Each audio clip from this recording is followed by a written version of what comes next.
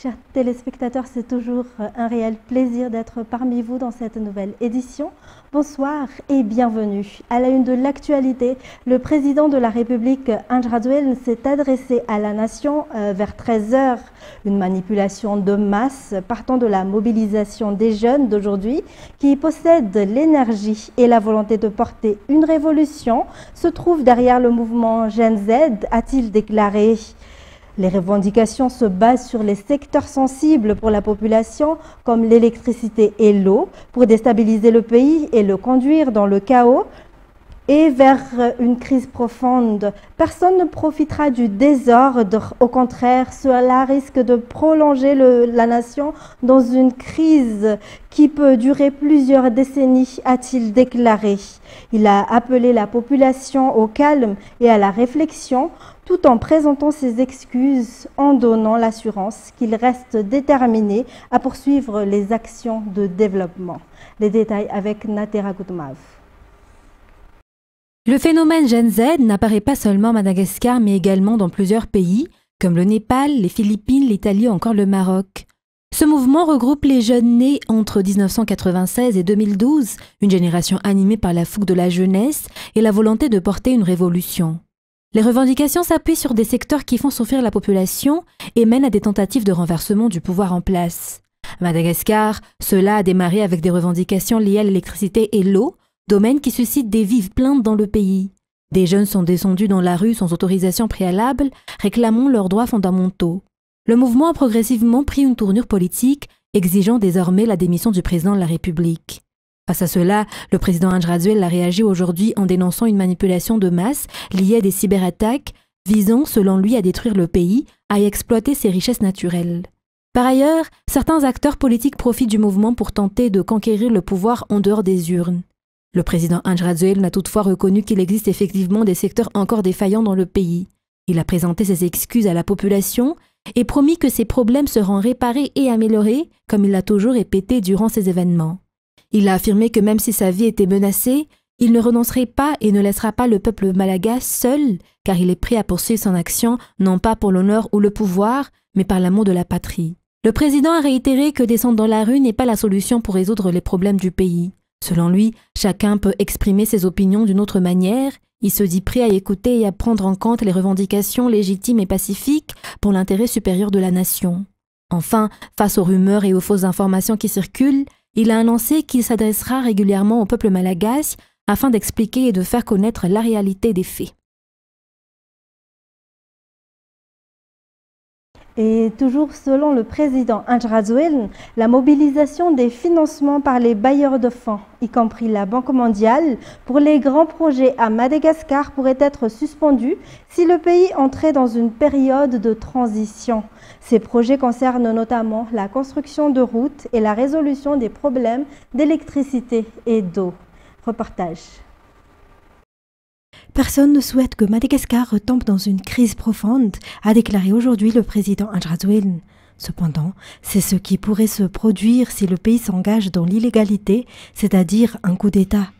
En effet, les financements des bailleurs de fonds étrangers et des partenaires seraient totalement suspendus en cas de transition politique.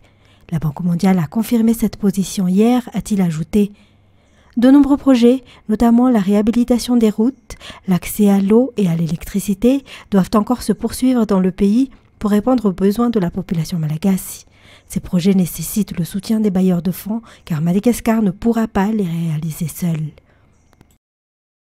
Et toujours en politique, dans un communiqué rendu public aujourd'hui, le collectif Tanzania Free Madagascar, regroupant plusieurs organisations de jeunesse et syndicats, Gen Z Madagascar, Gen Y Madagascar, AC-Dumada, ainsi que d'autres associations de la société civile, exige d'être consultés dans le processus de désignation du futur Premier ministre. Les jeunes demandent un délai supplémentaire de 96 heures pour garantir que cette décision soit réfléchie et inclusive. Le collectif réclame également l'ouverture d'une enquête internationale sur les abus présumés des forces de l'ordre lors des récentes manifestations citoyennes, en collaboration avec des organisations telles qu'Amnesty International et Transparency International. Il donne un délai de 24 heures au président de la République pour répondre favorablement à leurs demandes. En économie, les manifestations menées par la Gen Z depuis une semaine a provoqué de lourdes pertes économiques selon un économiste. Des milliers de personnes ont perdu leur emploi et les dégâts matériels sont estimés à plus de 20 milliards d'ariars. Toujours selon les explications, les effets de cette grève entraînera également une inflation dans un avenir proche. Radraman Zatouf. D'après un économiste, les manifestations observées ces 7 derniers jours a déjà entraîné la perte définitive d'emploi pour environ 300 à 500 personnes. Des milliers d'autres subissent également une perte d'emploi temporaire. Du côté du secteur privé, les dommages matériels sont estimés à plus de 20 milliards d'ariars. Les produits de première nécessité devraient connaître une hausse de 20 à 50% dans les prochains jours et même en cas de retour au calme, il faudrait environ 6 mois pour stabiliser les prix. Ainsi, une augmentation du coût de la vie est attendue dans un avenir proche. Par ailleurs, des centaines de petites entreprises devraient fermer dans les 3 mois à venir. Le retrait massif d'argent auprès des banques provoquera une forte dépréciation de l'ariar avec des répercussions sur plusieurs secteurs, notamment la hausse du prix des produits importés. Plusieurs milliards d'ariars de liquidités destinés aux producteurs des différents secteurs sont déjà perdus. Outre les pertes économiques, les mouvements de contestation auront également de lourdes répercussions sur le plan social. Et depuis avril 2025, l'euro s'échange régulièrement au-dessus des 5 000 ariars. Aujourd'hui, il a même atteint un record de 5 177 ariars. Une hausse qui soulève des inquiétudes. Notre monnaie est-elle en perte de vitesse ou s'agit-il d'un phénomène mondial? Réponse dans ce reportage.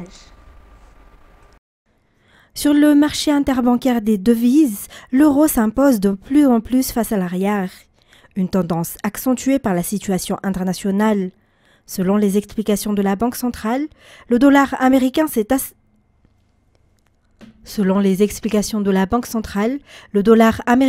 affaibli ces derniers mois, renforçant automatiquement la valeur de l'euro. Or, à Madagascar, cette fluctuation se traduit mécaniquement par une dépréciation de l'ariar. D'après ces images, le lien est direct entre l'évolution de la parité euro-dollar et celle de l'euro face à l'ariar. Le 20 septembre, lorsque l'euro a franchi 1,17 $, il a bondi à plus de 5 176 ariars. Pour la Banque centrale, cette hausse n'est pas forcément le signe d'une faiblesse interne, mais le reflet des tensions monétaires mondiales. Pour les consommateurs malagasy, les conséquences sont déjà palpables. Les produits importés coûtent plus cher, réduisant le pouvoir d'achat. En clair, la flambée de l'euro résulte avant tout de la conjoncture internationale, mais ses effets se répercutent directement sur notre quotidien. Une situation à suivre de près.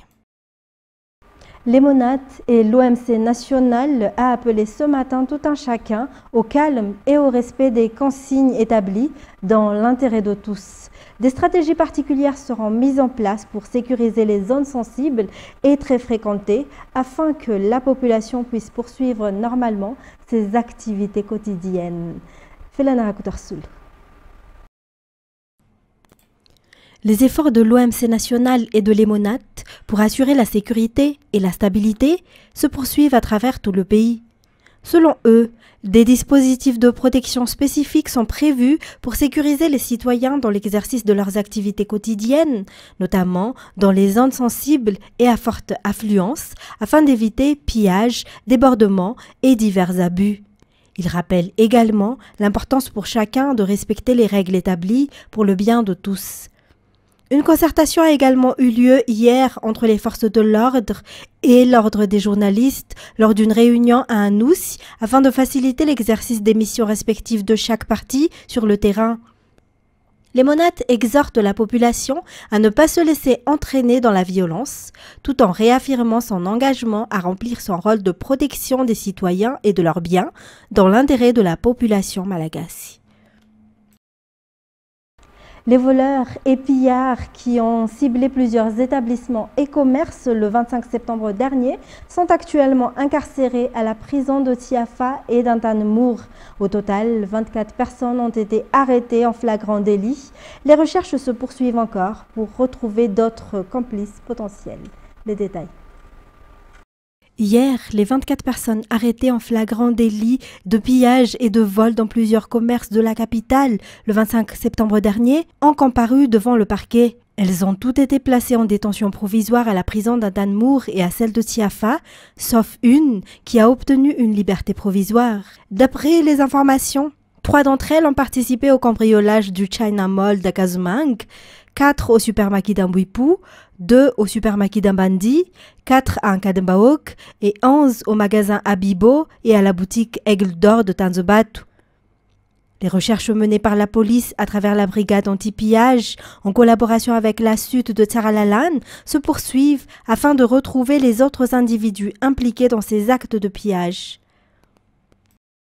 Enchaînant avec les actualités internationales, de nouvelles manifestations initiées par le collectif des jeunes récemment créé, Gen Z 212, ont eu lieu hier au Maroc pour le 6e jour, afin de réclamer de meilleurs services de santé et d'éducation au lendemain d'une nuit de violence ayant fait 3 morts. France 24. Ils se rassemblent à nouveau dans le centre de Rabat. Comme les jours précédents, ces jeunes Marocains demandent à leur gouvernement de meilleurs services de santé et d'éducation. Nous ne pouvons plus laisser les services publics dans un état de faiblesse ou donner la priorité au secteur privé. Nous voyons l'État dépenser de l'argent, mais ce sont les intérêts privés qui en profitent. Le collectif à l'origine de la mobilisation a appelé à des manifestations pacifiques après les violences qui ont émaillé la précédente nuit. Dans plusieurs villes, des bâtiments ont ainsi été vandalisés. Des incidents qui n'ont rien à voir avec le mouvement, selon les habitants. Ces jeunes ne sont pas éduqués ou conscients. S'ils l'étaient, ils auraient protesté pacifiquement. Cette situation n'a pas été créée par des gens pacifiques. Une ONG accuse la police d'être responsable de la montée des tensions. Jeudi, le ministère de l'Intérieur a annoncé la mort de plusieurs manifestants, tués selon lui par des gendarmes en légitime défense. Dans le même temps, des procédures judiciaires ont été initiées contre près de 200 personnes. Ces événements ont vu se produire des actes de violence et de vandalisme, dont des jets de pierre contre des forces de l'ordre et des dommages à des propriétés de citoyens. Les protestations ont débuté samedi dernier à l'appel du groupe Gen Z 212, un collectif aux fondateurs inconnus et fort de 150 000 membres sur le réseau Discord. Parmi les causes de la frustration, les dépenses engagées par l'État marocain pour l'organisation du mondial de football en 2030. Et puis l'idée d'un mur anti-drone a été évoquée par les pays européens lors du sommet de Copenhague en présence de Volodymyr Zelensky. France 24. Chaleureusement salué par la présidente de la Commission européenne, Volodymyr Zelensky, aux avant-postes de cette réunion biannuelle, instaurée par Emmanuel Macron en 2022, en réponse à l'invasion russe à grande échelle en Ukraine. Le soutien à Kiev est toujours au cœur des discussions, mais pour cette 7e édition, la défense de l'Europe s'est imposée à l'ordre du jour. Si les Russes osent lancer des drones contre la Pologne ou violer l'espace aérien des pays d'Europe du Nord, cela signifie que cela peut se produire n'importe où. Les enquêtes sont toujours en cours, mais les récentes intrusions dans l'espace aérien européen, au Danemark, en Roumanie et en Pologne, rendent la menace russe de plus en plus concrète. Poutine ne devrait pas sous-estimer notre détermination. Les Européens veulent faire bloc, mais l'idée d'un mur anti-drone, évoquée pour la première fois par Ursula von der Leyen, ne fait pas l'unanimité. Nous devons être très clairs avec notre population. Il n'existe pas de dôme de fer pour l'Europe. Nous parlons de plus de 3000 km de frontières. Pensez-vous que cela soit totalement faisable? La réponse est non. Face à des attaques de plus en plus hybrides et des technologies en évolution constante, le président français appelle les Européens à augmenter leurs investissements et à accroître la pression sur la flotte de navires clandestins qui permettent à la Russie d'exporter son pétrole en contournant les sanctions occidentales. Pour terminer, le Royaume-Uni est en état d'alerte maximale pour assurer la sécurité d'une communauté juive britannique profondément inquiète au lendemain de l'attaque contre une synagogue à Manchester, en Angleterre, dans laquelle 2 personnes ont été tuées et 3 grièvement blessées. France 24. L'attaque s'est déroulée en plein Yom Kippour, la fête la plus sainte du judaïsme. Pour rassurer la communauté, le Premier ministre britannique annonce renforcer la sécurité autour des lieux de culte. Je vous promets que je ferai tout ce qui est en mon pouvoir pour vous garantir la sécurité que vous méritez, en commençant par une présence policière plus visible pour protéger votre communauté. De son côté, Emmanuel Macron dénonce un acte antisémite. L'attaque terroriste de Manchester est une nouvelle fois preuve que notre Europe est victime de cette folie terroriste et de l'antisémitisme. Et je veux redire vraiment au Premier ministre Starmer, au peuple britannique, tout notre soutien. En France, la sécurité des lieux fréquentés par la communauté juive a été renforcée sur demande de Bruno Retailleau, ministre démissionnaire de l'Intérieur. Ainsi s'achève cette édition. Mesdames et messieurs, merci de l'avoir suivi. Au revoir et passez un bon vendredi à tous.